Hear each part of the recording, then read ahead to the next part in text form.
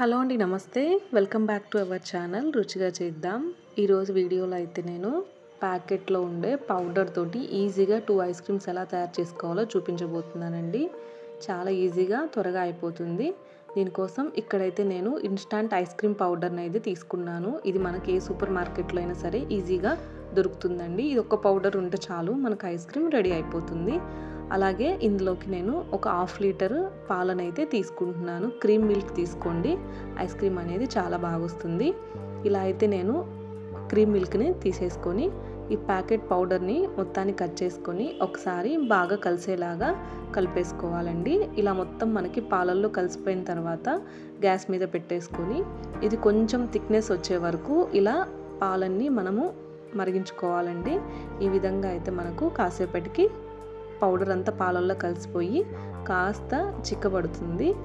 ఈ టైంలో మనం స్టవ్ ఆఫ్ చేసేసుకొని మీగడ కట్టకుండా గరిటెతో తిప్పుకోవాలి. ఈ విధంగా అయితే కంప్లీట్గా చల్లబడిన తర్వాత ఇక్కడైతే ఒక హ్యాండ్ బ్లెండర్ తీసుకొని ఈ విధంగా అయితే మొత్తాన్ని బాగా మంచిగా బీట్ చేసుకోవాలండి. ఇలా బీట్ చేసుకున్న తర్వాత ఒక 2-3 గంటలు ప్లేట్ పెట్టేసి డీప్ ఫ్రిడ్జ్లో పెట్టేసుకోవాలి. కాసేపటికి ఈ విధంగా అయితే మనకు ఇది ఫామ్ అవుతుంది. దీన్ని గట్టిగా ఉంది కాబట్టి హ్యాండ్ బ్లెండర్తో సరిగ్గా అవ్వదు కదా, సో దానికోసం స్పూన్ తోటి చిన్న ముక్కలుగా కట్ చేసుకొని ఇలా అయితే మనం బీట్ చేసుకోవాలండి. ఇలా మొత్తం హ్యాండ్ బ్లెండర్ తోటి నీట్గా మనం బీట్ చేసుకోవాలండి. ఈ ప్రాసెస్ అంతా మనం మిక్సీ జార్లో చేస్తే ఇదంతా మనకు మెల్ట్ అయిపోతుందండి, లిక్విడ్గా ఫామ్ అయిపోతుంది. అదే మనం ఇలా బీటర్తో కనుక బ్లెండ్ చేస్తే ఈ విధంగా అయితే మనకు ఐస్ క్రీమ్ టెక్స్చర్ అనేది వచ్చేస్తుంది. చూసారు కదా, నేను కొంచెం పౌడర్ని బీట్ చేస్తే నాకు 3 క్వాంటిటీతో ఇది అనేది రెడీ అయిపోయింది. ఈ విధంగా వచ్చే వరకు అయితే మనం బీట్ చేసుకోవాలి. ఇందులో మనకు ఆల్రెడీ షుగర్ పౌడర్ అనేది ఉంటుంది కాబట్టి ఇందులో ఎట్లాంటి షుగర్ కూడా యాడ్ చేసుకోవాల్సిన అవసరం లేదండి. ఓన్లీ మనకు ఆ మిల్క్ ఇంకా ఐస్ క్రీమ్ పౌడరు సరిపోతుంది. ఆ తర్వాత ఇక్కడంతా మనం బీట్ చేసుకున్న తర్వాత ఒక ఐస్ క్రీమ్ కంటైనర్ ఉంటుంది కదా, అదైనా కానీ లేదంటే ఇంట్లో ఏదైనా సరే ప్లాస్టిక్ బాక్సెస్ ఉంటాయి కదా, మనకు లోపల ఐస్ ఫామ్ అవ్వకుండా ఇలా అయితే ఒక బాక్స్ని తీసుకొని మనం బీట్ చేసుకున్న మొత్తాన్ని అందులో వేసేసుకోవాలండి. ఇక్కడైతే నేను మీకు చూపించడానికి 1 లీటర్ వెయిట్ ఉన్న బాక్స్ని అయితే తీసుకొని వేసాను.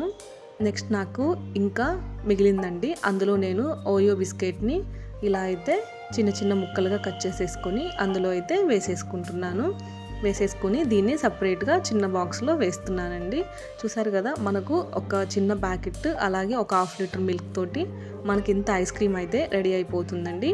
అలాగే మనకు నచ్చిన ఫ్లేవర్ తోటి మనకు ఐస్ క్రీమ్ అయితే ఈజీగా రెడీ చేసేసుకోవచ్చు. ఇలా ఓవర్ నైట్ అంతా మనం ఫ్రిడ్జ్లో పెట్టేసుకుంటే మనకి ఈ విధంగా అయితే ఐస్ క్రీమ్ అయితే రెడీ అయిపోయింది.